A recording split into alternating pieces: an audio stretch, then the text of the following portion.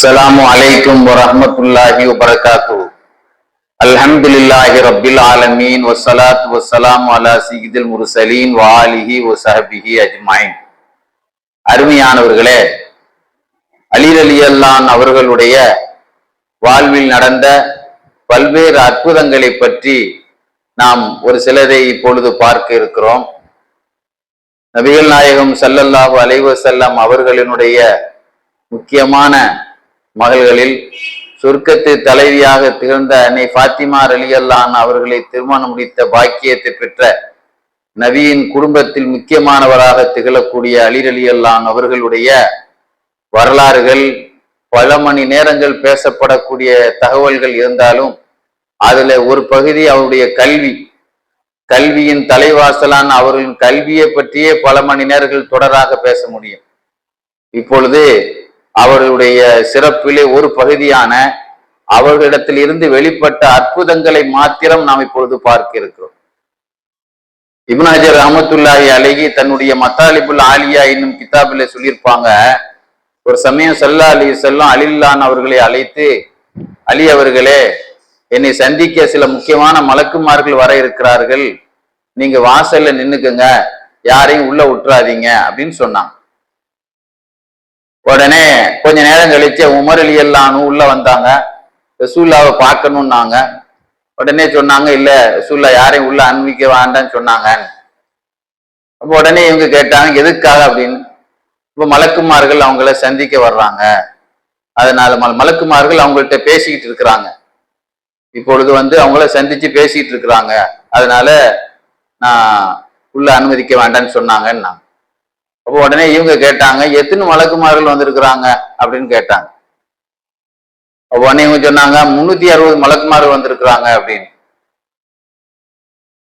ஆனா 360 மலக்குமார்கள் வந்திருக்கிறாங்கன்னு ரசூலுல்லாஹ் சொல்லவே இல்லை, மலக்குமார்கள் வருவாங்கன்னு தான் சொன்னாங்க. ஆனா இவங்க உமர் ரலியல்லாஹு வந்த பிறகு மலக்குமார்கள் வந்துட்டாங்க, பேசிட்டு இருக்கிறாங்க. ஆனா இவங்களா எண்ணிக்கை 360ன்னு சொன்னாங்க. முடிந்தது, நிகழ்ச்சி முடிந்த பிறகு கதவு திறக்கப்பட்டது. அப்போ ஸல்லல்லாஹு அலைஹி வஸல்லம் அவங்க உமர் ரலியல்லாஹு சந்திக்கிறாங்க.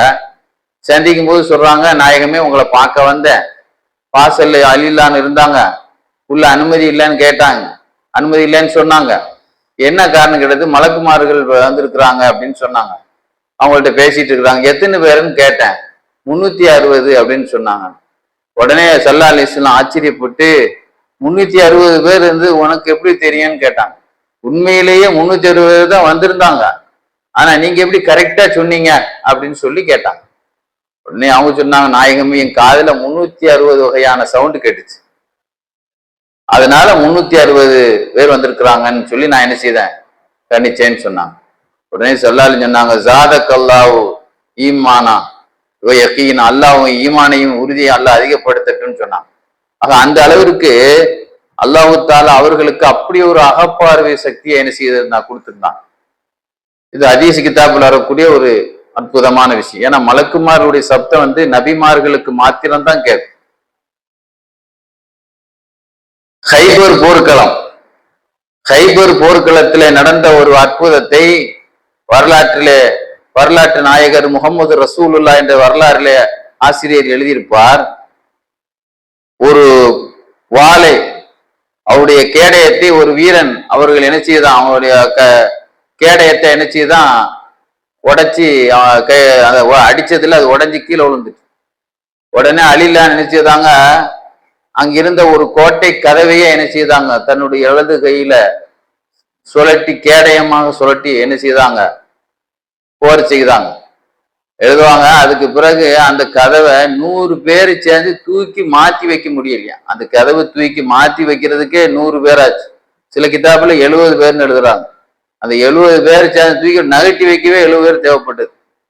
எப்படி நீங்க தூக்குனீங்கன்னு கேட்டதுக்கு அவங்க சொன்னாங்க, மாக்கல்லாக்கு பாப ஹைபருடைய கோட்டை கதவியை நான் கழட்டவில்லை, கூவத்தின் கதாயத், என்னுடைய உணவு பலத்துல, சாப்பாட்டு பலத்துல, என்னுடைய உடம்புல உள்ள அந்த உணவு பலத்துல நான் அதை கழட்டியறல, ஒலாக்கின் கூவத்தின் மலக்கூத்தியத், அல்லாஹ் கொடுத்த எனக்கு தெய்வீகமான பலத்தினாலதான் நான் என்ன செய்தேன், அதை தூக்குனேன்னா. அப்ப இப்படிப்பட்ட ஒரு ஒரு சாதனைக்கு சொந்தக்கார். யூசுஃபுன் நபஹானி ரஹமத்துல்லா அலைஹி 1500 இளைஞர்களுடைய வரலாறு எழுதியிருப்பாங்க, அற்புதங்களை. அதுல முதல்ல சஹாபாக்கள் இருந்து ஆரம்பிச்சிருப்பாங்க.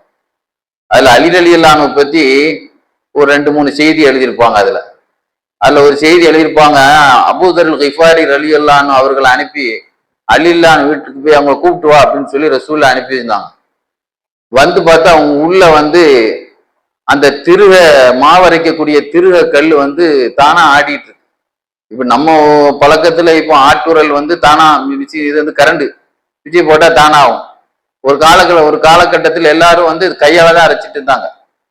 அந்த கையால் அரைக்கும் போது கூட ஆள் இருந்தா தான் என்ன செய்ய முடியும், அந்த திருக கல்ல என்ன செய்ய முடியும், அரைக்க முடியும். முன்னால் ஆட்டுரல் நம்ம கையால தான் ஆட்ட முடியும். ஒவ்வொரு வீட்லயும் பள்ளத்துல வீட்டு தரையில போட்டிருப்பாங்க. அப்ப அங்க அந்த மாவரைக்கக்கூடிய அந்த கல்லு தானா சுத்திட்டு இருக்கு, வீட்டுல ஆள் இல்லை.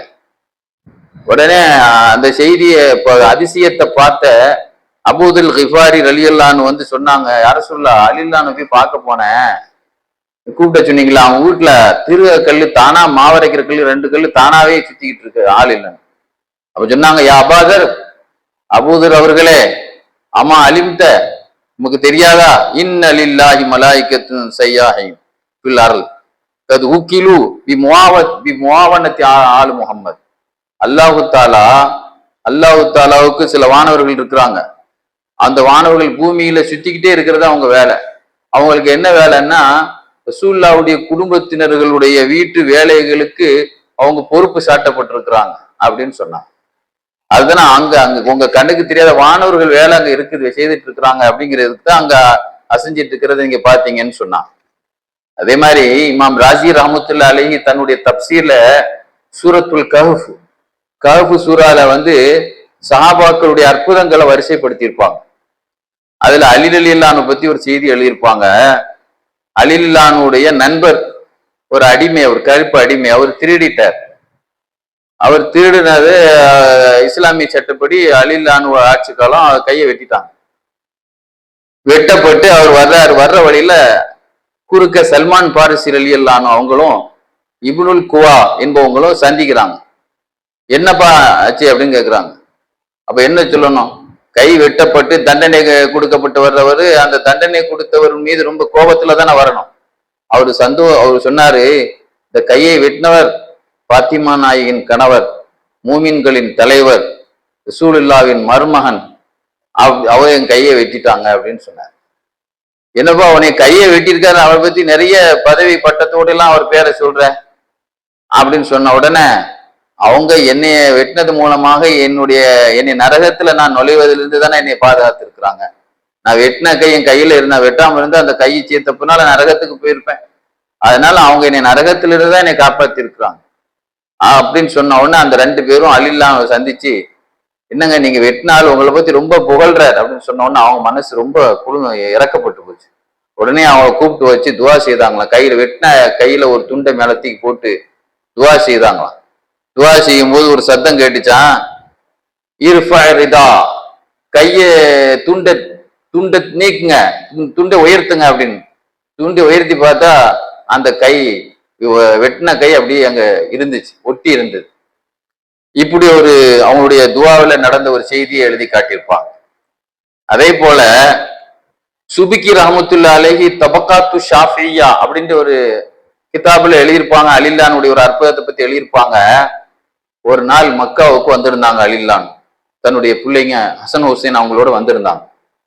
இருக்கும்போது திடீர்னு பாக்குறாங்க, நடினிசி நேரத்துல ஒரு சோக பாடல், உருக்கமா மனசு உருக வைக்கிற மாதிரி, கண்ணீர் வடிக்கிற மாதிரி ஒரு சோக பாடல் ஒரு ஆள் படிக்கிறார். அந்த பாட்டினுடைய வரி, கவிதையினுடைய அரபு கவிதையினுடைய ஒரு கருத்து என்ன அப்படின்னா, இந்த இருட்டான நேரத்திலும் கஷ்டத்தில் இருப்பவனுக்கு பதிலளிக்கக்கூடியவனே, நோய் நொடிகளை நீக்கக்கூடியவனே, நான் செய்த ஒரு தப்புக்காக என்னைய உன்னுடைய கொடைத்தன்மையால மன்னிச்சு விடு. இந்த ஹரம் ஷரீஃபில அத்தனை பேர்களுடைய ஆதரவும், படைப்பினங்களுடைய அத்தனை பேருடைய ஆசையும் யாரின் பக்கம் இருக்குதோ அந்த ஹரம் ஷரீஃபில, அப்படிப்பட்ட ஆண்டவனே, பாவிகளுக்கு உன்னுடைய கொடையால் நீ மன்னிக்காவிட்டால் வேறு யாரும் மன்னிப்பால் கொடையளிப்பா ஆண்டவா அப்படின்னு அவருக்கு அந்த துவால வருது. பாவிகளுக்கு எல்லாமே உன் கொடையை ஆதரவு வைக்காவிட்டால் வேறு யாருதான் மன்னிப்பா? நீ நீ உன்னுடைய கொடையினால் மன்னிப்பு இல்லாவிட்டால் வேறு யாருதான் உன் அல்லாது யாருதான் மன்னிப்பா? அதனால எங்களுக்கு ஒன்ன விட்டா நான் தப்பு பண்ணிட்டோம் யார் இருக்கா அப்படின்னு சொல்லி ஒட்டுமொத்த இந்த ஹரம் ஷரீஃப்ல அத்தனை படைப்பினங்களுடைய ஆதரவும் வைக்கப்படக்கூடியவனே அப்படின்னு சொல்லி அந்த ஒரு உருக்கமான கவிதை. உடனே தன் பையன் மகன்கிட்ட சொன்னாங்க, யாரப்பா அவரை கூட்டு வாப்பா அப்படின்னு சொன்னாங்க. வந்தா அவர் ஒரு பக்கம் அப்படியே கொஞ்சம் சரிந்தவராக செயலிழந்தவராக, ஒரு பக்கம் அவருக்கு வேலை செய்யாம ஒரு பக்கம் செயலிழந்தவரா இருக்கிறார். என்னப்பா அப்படின்னு கேட்டாங்க. அவர் சொன்னாரு, நான் எனக்கு ஒரு தாப்ப இருந்தார், நான் ஒரு ஊதாரித்தனமா ஒரு ஒரு மோசமான ஒரு வாழ்க்கையை வாழ்ந்தேன். அவர் எவ்வளோ என்னை கண்டிச்சார், நான் கேட்கல. ஒரு நாள் என்ன செய்த, ரொம்ப கண்டிச்சுட்டே இருந்ததுனால ஒரு நாள் அடிச்சிட்டனால கோவப்பட்டு, என்னையா நீ அடிச்ச, நான் காபத்துள்ளால போய் உன்னை சாபம் விடுறேன் பார் அப்படின்னு சொல்லி காபத்துள்ளால சாபம் விட்டார். அதோடு எனக்கு ஒரு பக்கம் உயிர் உணர்வு இல்லாம ஆயிட்டு. அதுக்கு பிறகு நான் அவரை எவ்வளவு மன்னிப்பு கேட்டு கொண்டு என்னை சமாதானப்படுத்தி மனசை சந்தோஷப்படுத்தினேன். சரி, நான் எனக்கு உன்னைய எந்த இடத்துல வச்சு நான் சாபம் விட்டேனோ அந்த இடத்துல உன்னை நல்லா இருக்க நான் துவா செய்யறேன் அப்படின்னு சொல்லி எனக்கு வாக்கு தந்தாங்க வாப்பா. சரின்னு திரும்ப மக்காவுக்கு போய் துவா செய்யலான்னு வாகனத்தை ஏத்தி ரெடியா இருக்கும்போது திடீர்னு அந்த வாகனம் அவர் தூக்கிட்டு ஓடி கீழே தூக்கி போட்டுட்டு ஒரு பாறையில விழுந்தாருல அவர் இறந்து போயிட்டார். ஆக அவர் துவா செய்யணும்னு நினைச்சு தயாரானவர் எனக்கு துவா செய்யாமலேயே நான் அவரை ஏத்தி கிளம்புற நேரத்தில் இப்படி ஒரு விபத்து நடந்து போச்சு. அப்ப அவங்க சொன்னாங்க, நீ சொல்றது நம்பலாமா? உண்மையிலே உன் தகப்பவனை மன்னிச்சுட்டாரா? ஆமா சத்தியம் அப்படின்னாரு. உடனே அலிலல் இல்லான்னு என்ன செய்தாங்க, 2 ரக்காயை தொழுதுட்டு நிறைய துவா செய்தாங்க.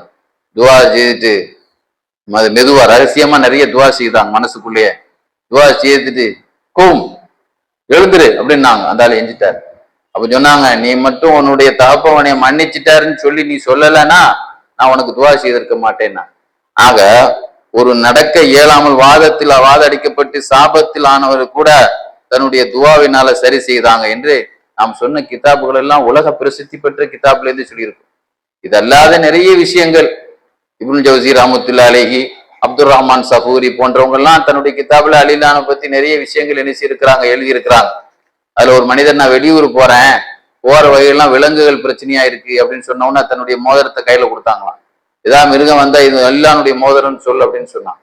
அதே மாதிரி அவர் போனவரு வழியில ஒரு மிருகம் வந்தது, அது அலில்லானுடைய மோதிரம்னு சொன்ன உடனே அது என்ன செஞ்சு, திடீர்னு தன்னுடைய காலத்துக்கு வானத்து நோக்கி தலையை உயர்த்தி, அப்புறம் கொஞ்ச நேரம் தலையை தாழ்த்துச்சு, அப்புறம் கிழக்கு திசையை நோக்கி என்ன செய்ச்சு, தன்னுடைய தலையை பார்த்துச்சு, அப்புறம் மேற்கு திசையை நோக்கி திரும்பி விழுந்தடிச்சு ஓடிச்சு.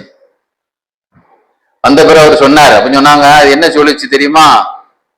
அது என்ன சொல்லுச்சுன்னா, அதாவது இந்த வானத்தை உயர்த்திய மீது ஆணையாக, இந்த பூமியை தாழ்த்திய மீது ஆணையாக, கிழக்கு திசையில் சூரியனை உதிக்க வைத்தவன் மீது ஆணையாக, மேற்கு திசையில் சூரியனை மறைய வைத்தவன் மீது ஆணையாக, நான் என்ன செய்ய மாட்டேன், லா அஸ்கூனு பி பிலாதின் யஸ்கூனி ஃபீஹாலி அலியின், என்னை பத்தி அலில்லான்ட்டு கம்ப்ளைண்ட் பண்ணப்பட்ட அந்த இடத்துல நான் என்ன செய்ய மாட்டேன், இருக்க மாட்டேன்னு சொல்லி ஓடுச்சுன்னு சொன்னாங்களாம். இதை இப்னு ஜௌசி ரஹ்மத்துல்லாஹி அலைஹி சொன்னதாக அப்துல் ரஹ்மான் சஃபூரி தன்னுடைய நுஸ்கத்துல் மஜாலிஸ்ல இந்த செய்தியை எழுதி காட்டுவாங்க. அதெல்லாம ரசூல் ஸல்லல்லாஹு அலைஹி வஸல்லத்தினுடைய உமிழ் நீர் அவங்க குழந்தையா இருக்கும்போதே அவங்க தொட்டில நாக்க கொடுத்து விளையாண்டுட்டு போவாங்களாம் சின்ன வயசுல.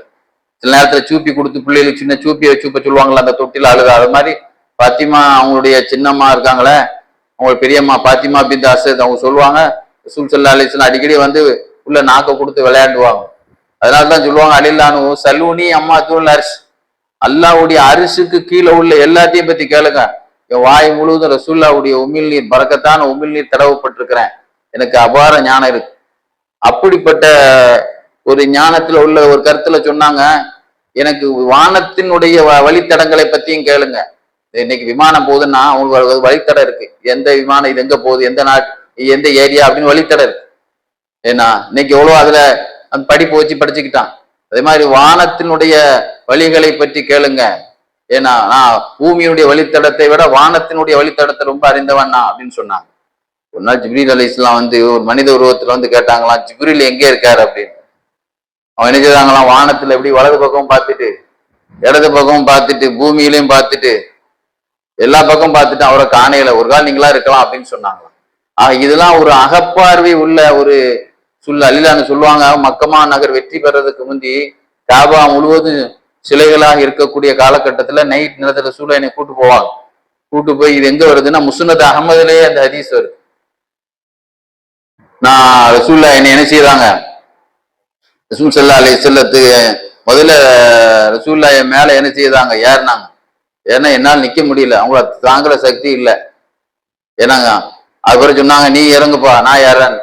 ரசூல் ஸல்லல்லாஹு அலைஹி வஸல்லம் என்ன செய்தாங்க, என் மேல என்ன செய்தாங்க, ஏறினாங்க. ரசூல்லா முதல்ல ஏறினாங்க, என்னால தாங்க முடியல. அப்புறம் நான் என்ன செய்தேன், ஸல்லல்லாஹு அலைஹி வஸல்லம் என் மேல, ஏன்னா அந்த நபித்துவ அந்த பவரை தாங்குற சக்தி எனக்கு இல்லை. அப்புறம் ரசூல்லா சொன்னாங்க நீ என் மேல ஏறு. ரசூல்லாவுடைய மேல ஏறிட்டு எனக்கு ஏனி இல்லை இல்ல இன்னைக்கு காபா பெருசா இருக்கும். நான் அந்த மேல இருக்கக்கூடிய இதெல்லாம் சுத்தம் பண்ணேன். அந்த சமயத்தில் நான் நினைத்தால் வானத்தையே தொட்டுற முடியும், அவ்வளவு பக்கத்துல இருந்து. வானம் எனக்கு அவ்வளவு பக்கமா இருந்தது ரசூல்லா மேல நான் இருக்கும்போது அப்படின்னு சொல்லுவான். முஸ்னத் அஹ்மதுல அந்த ஹதீஸ் வருது. ஆக அப்படிப்பட்ட ஒரு அற்புதமான நாயகர். அவங்களுக்கு ஹைதர் அப்படின்னு ஒரு பேர் உண்டு. சொல்லுவாங்க அவங்க தாயார், நான் சிலைக்கு சஜிதா செய்ய நேரத்தில் என் வயிற்றுல இருக்கும்போது சஜிதா செய்ய விடாம எனக்கு வயிற்றுல இருந்தே என்ன செய்வாங்க, குனிய விடாம சில நேரத்தை வயிற்று வழின்னா நம்மளால குனிய முடியாது. அது மாதிரி வயிற்றுல இருந்துகிட்டே என்ன செய்வாங்க, சுஜூது செய்ய விடாம தடுப்பாங்க. அதை பார்த்து அவங்க ஆச்சரியப்பட்டாங்க. இன்னொரு செய்தியும் எழுதுவாங்க, இது கேட்ட எல்லாரும் கதன்னு விளங்கிடுவாங்க. தொட்டில இருக்கக்கூடிய நேரத்திலேயே இது எத்தனையோ இறைநேசர்களுக்கே இது நடந்திருக்கு. தொட்டில இருக்கும்போது ஒரு தடவை பாம்பு வந்துச்சான், தானா இறங்கி அதை அடிச்சாங்களாம். அப்போ ஒரு அசரீரி சத்தம் கேட்டுச்சான், ஏன்னா ஹாதிஹி ஹைதரா இன் ஹதர மின் மஹதிஹி இலா அதுவிஹி. ஹைதர் சிங்கம், இவர் அல்லாஹ்வுடைய எதிரியின் பக்கம் இறங்கி வந்திருக்கிறாரு. இதை கேட்ட உம்மா ஆச்சரியப்பட்டாங்க. எப்படி எத்தனையோ இறைநேசர்களுக்கு சிறு பிராயத்திலே அதிசயங்கள், குழந்தையா இருக்கும்போது எத்தனையோ பேர்களுக்கு அதிசயம் நடந்தது. அதேல சஹாபாக்கள்லாம் அதுக்கு ரொம்ப ஏற்றமான ஆட்கள். ஆக நம்பிக்கை என்பதுதான் ஈமான். ஹாரூன் ரஷீத் பாதுஷா அவர்கள் ஒரு சமயம் தன்னுடைய விலங்கை அழைத்து கொண்டு காட்டுக்கு வேட்டைக்கு போயிருந்தார். போயிருக்கும் போது அங்கு ஒரு கபூர் இருந்தது காட்டுல. அந்த கபூர் பக்கத்துல வந்த உடனே அந்த வேட்டை, எந்த விலங்கை கூட்டு வேட்டையாட வந்தாரோ அந்த வேட்டை பிராணி அவரு அந்த கபூரு தாண்டி போகுது. போன உடனே இந்த வேட்டை நாயோ ஏதோ விலங்க கூட்டு போயிருக்கிறாரு. இது அது பிடிக்க போவாம அப்படியே நிக்குது. அந்த கபரை தாண்டி அந்த ஒரு இந்த பிராணி போகுது. இந்த விலங்கு பார்த்துக்கிட்டே நிக்குது, போக மாட்டுக்கு. அப்ப இவருக்கு ஆச்சரியமா இருக்கு. அப்ப இது ஒரு முக்கியமான கபரு போல தெரியுது. இந்த விலங்கு அதிசயத்தை மரியாதை செய்து இந்த இடத்துல நம்ம அதை பிடிக்க கூடாது அப்படிங்கிற மாதிரி நிக்கிற மாதிரி தெரியுதுன்ட்டு அவர் யோசிச்சு ஆச்சரியப்பட்டு இருந்தார். அந்த வழியா ஒரு மனிதர் வந்தார். அவர் கொஞ்சம் வரலாறு தெரிஞ்சவர். அப்ப அவரு இவர்கிட்ட கேட்டாரு. ஆமா, ஹாரூன் ரஷீத் பாதுஷா சொன்னாரு, அரசர்கிட்ட சொன்னாரு, மன்னர் அவர்களே, உங்களுக்கு உங்க முன்னோர்கள் மூதாதையில் ஒருவராக இருக்கக்கூடிய அலி ரலியல்லாஹு அவங்களுடைய மன்னரை உங்களுக்கு அறிவிச்சு தந்தா நீங்க என்ன பரிசு தெரிவிங்களா அப்படின்னு. கண்டிப்பா தரேன், இதோ அதான் அவங்க அலி ரலியல்லாஹுடைய கபர் அப்படின்னு சொன்னாங்க. எப்படி உனக்கு தெரியும்னு கேட்டாங்க. எங்க பாப்பா ஃபைரோஸ் அவரோட என்னை கூட்டு வந்திருக்கேன். அவங்க சொன்னாங்க இதான் எங்க அலி ரலியல்லாஹு கபருன்னு சொன்னாங்க. அவங்க எங்க வாப்பா இமாம் ஜாபர் சாதிக் இமாம் ரசூலுல்லாஹ்வுடைய 4வது பேரப்பிள்ளையோட என்ன செய்யிருக்கிறாங்க, போயிருக்கிறாங்க. அவங்க வாப்பாவோடு என்ன செய்யிருக்கிறாங்க, முகமது பாக்கிர் அவங்களோட போயிருக்கிறாங்க. முகமது பாக்கிர் அவங்களுடைய வாப்பா ஜெயிலாப்தீன் ரலியல்லாஹு போயிருக்கிறாங்க. ஜெயிலாப்தீன் ரலியல்லாஹு ஹுசைன் ரலியல்லாஹு அவங்களோட போயிருக்கிறாங்க. ஹுசைன் ரலியல்லாஹு வாப்பா தானே, அவங்க வாப்பாக்கு அப்புறம் மகனுக்கு தெரியாம எப்படி இருக்கும் அப்படின்னு சொல்லி விளக்கம் கொடுத்தா. அதுக்கு பிறகுதான் அந்த இடத்துல அவர் என்ன செய்த, கல்லு போட்டார், அடையாளம் போட்டு. அதுக்கு பிறகுதான் அந்த இடத்துல ஊரே உருவாச்சுன்னு சொல்லி ஹயாத்துல் ஹயவான்ல அல்லாம திம்பீரி இந்த செய்தியை, அலி ரலியல்லாஹுடைய ரவுலாவுக்கு காட்டு விலங்கு எந்த அளவு மரியாதை கொடுத்துருக்கு அப்படிங்கிற விஷயத்த அந்த இடத்துல இருந்து நம்மளால புரிஞ்சு கொள்ள முடியுது. இது ஒரு பெரிய அற்புதம். அடுத்து அலி ரலியல்லாஹு கூஃபால இருக்கக்கூடிய நேரத்தில் ஒரு தெருல நடந்து போயிட்டு இருந்தாங்க. போகும்போது அவங்க அந்த தெருல ஒரு வீடு கட்டிட்டு இருந்தாங்க. அங்கிருந்து ஒரு கல்லு அவங்க தலையில விழுந்துச்சு. மண்டை உடஞ்சிட்டுன்னு நினைக்கிறேன். உடனே தலையை தூக்கிட்டு சொன்னாங்களே, இனிமேல் இந்த வீடு கெட்டப்படாதுன்னாங்க. அதோடு நின்னதான் இன்னைக்கு வரைக்கும் அந்த வீடு அப்படிதான் இருக்குதுன்னு சொல்லி வரலாற்றுல இப்னு ஹிஷாம் தன்னுடைய வரலாறுல எழுதி காட்டுவார். அதே மாதிரி ஒரு நாள் அவங்கள்ட்ட ஒரு வழக்குக்காக தீர்ப்புக்காக சில 2 பேர் வந்தாங்க. அப்போ அவங்க என்ன செய்தாங்க, ஒரு உடஞ்சி கீழே விழுற நிலையில பொறுமை போய் இருந்துச்சு ஒரு செவரு. அதுக்கு மேல போய் உட்கார்ந்தாங்க. உட்கார்ந்து தீர்ப்பளிக்க உட்கார்ந்தாங்க. இல்ல இதுல உட்கார்ந்துட்டே கீழே விழுந்துரும், உழாது அப்படின்னாங்க. உழாதுப்பா அப்படின்னு சொல்லி என்ன செய்தாங்க, அவர் உட்கார்ந்து தீர்ப்பு கொடுத்தாங்க. தீர்ப்பு குடிச்சு எழுந்தாங்க, அப்பதான் விழுந்துச்சு. இப்போ அந்த அளவுக்கு அல்லாஹ் அவங்களுக்கு எல்லா விஷயத்தையும் அவங்களுக்கு கற்றுக் கொடுத்திருந்தான். அல்லாஹ் சுப்ஹானஹு வ தஆலா நம்முடைய காலம் முழுவதும் சுல்லாவுடைய குடும்பத்தின் மீது எப்படி நாம் ஸலவாத்து சொல்வது நமக்கு கடமையாக்கப்பட்டிருக்கோ அத்தகையாத்தில, அதுபோல அவருடைய நேசத்தோடு வாழக்கூடிய பாக்கியத்தினை தந்தருள் புரிவானாக.